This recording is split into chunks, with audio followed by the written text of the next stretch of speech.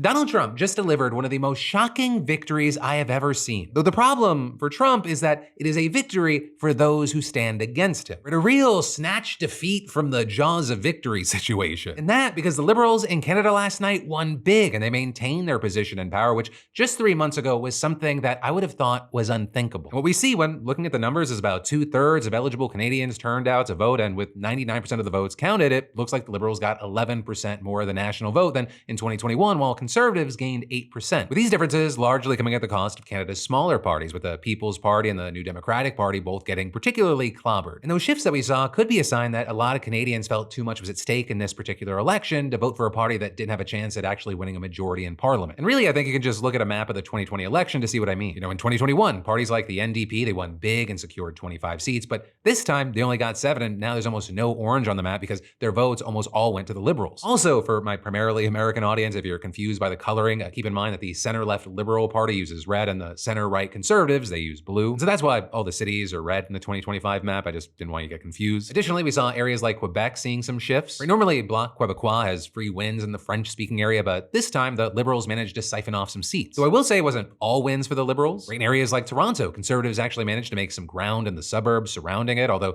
they lost a single seat right in the middle of the city in return. Also, one of the most wild things we saw in this election is that Pierre Poilievre, the leader of the Conservatives, actually lost his own seat to Liberal candidate Bruce Fanjoy. And a similar thing happening to the NDP leader, though for Poilievre, I gotta say, what a wild 3 months. Where pretty much everyone thought he was gonna be the next Prime Minister of Canada, then the Liberals are kind of gaining. Now he lost his seat, but taking all the election results into account, I mean, what does this actually mean for the political landscape now? Well, the Liberals probably would have loved to do a little bit better, but they're very happy, right? They got 169 seats, which is notably shy of the 172 you need to have an outright majority in the House of Commons. And this is the Conservatives secured 144 seats, making them the biggest opposition party. Though also, I'll say that split doesn't really show how close the election actually was, right? Because when you actually look at the percentage of the popular vote, the two parties were neck and neck and just about 2% from each other. Now, as far as what happens next, I do want to note that as I'm recording this, there are ballots still being counted. And, there are a handful of cases that have yet to be called. But if things play out the way that it looks like it will, the Liberals are going to have to form a minority government, which means that they'd likely have to work with the other parties, Bloc Québécois and or the NDP, by needing them to pass legislation as well as survive no confidence votes, which depending on how that plays out, it could make passing legislation extremely difficult. Also, it could possibly lead to more elections. And then also, I'll say, as you probably expected, we've seen a lot of different takes about the results. Right, for his part, Poilievre pretty much just said this morning that his party didn't quite get over the finish line, which, is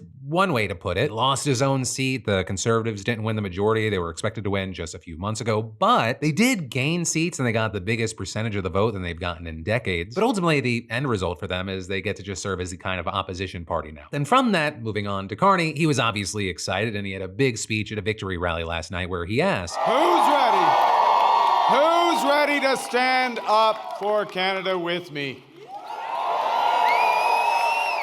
And who's ready? Who's ready to build Canada strong?"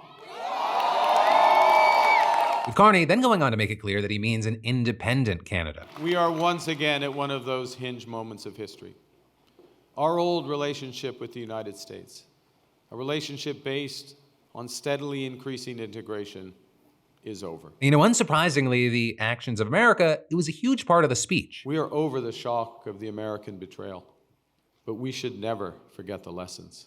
But you're going to take us forward. We have to look out for ourselves. And above all, we have to take care of each other. Right, and Carney, he's probably not going to be popular with Trump because he made it clear that future talks about trade or defense will be made as two sovereign nations, and he warned that Canada has, quote, many other options other than the United States to build prosperity for all Canadians. Also, as far as international reactions, those seem pretty positive, with, for example, a spokesperson for China's foreign ministry saying China stands ready to grow its relations with Canada on the basis of mutual respect, equality, and mutual benefit. And this, as the top EU official wrote on X, I look forward to working closely together both bilaterally and within the G7, and adding, we'll defend our shared democratic values, promote multilateralism, and champion free and fair trade. And Australia's Prime Minister adding that in a time of global uncertainty, I look forward to continuing to work with you to build on the enduring friendship between our nations in the shared interests of all our citizens. Which I will say, just to interject a little opinion here, it feels like a weird and wild time that the congratulations of someone winning from friends and foe alike feel like jabs to the United States. It's not surprising, but it is notable. Also, an interesting thing is, as of recording, it doesn't seem that senior US officials have reacted to the news at all. Trump's only statement about the election being what we covered yesterday, where he was essentially like, vote for me, Canada. And generally today, he's just kind of been stroking his own ego, listing off what he said was a long list of accomplishments that his administration has done in the first 100 days. So instead, what we've been seeing is kind of just a lot of MAGA accounts or more right-leaning lamenting Poilievre's loss and saying dramatic things like, horrible news out of Canada. No other way to spin it, as well as, Canadians, did you actually vote to self-euthanize despite Trump? Seriously? You know, ultimately with that, I'm an American. I'm an outsider looking in, speaking about Canada, and so I'll pass the question off to, of course, everyone. You know, what are your thoughts about the results of the election? What do you think is gonna happen next? But also,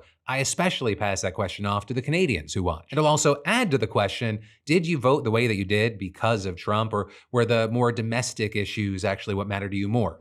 Hey, thanks for watching, and I hope you enjoyed this clip from the full Philip DeFranco show. And also, a big thanks to Squarespace for sponsoring our Clips channel. Turn your passion into profit over at squarespace.com/Phil, or use the QR code. Because whether you're launching a business or a lucrative side hustle, your website is your digital business card. It's the only space where you control the story, no algorithms or distractions. And with Squarespace, it's so easy because they got a ton of stunning professional templates with drag and drop editing that makes site design incredibly simple, no coding required. So get started for free at squarespace.com/Phil, or scan the QR code on screen and use code Phil for 10% off when ready to launch. Squarespace.com/Phil.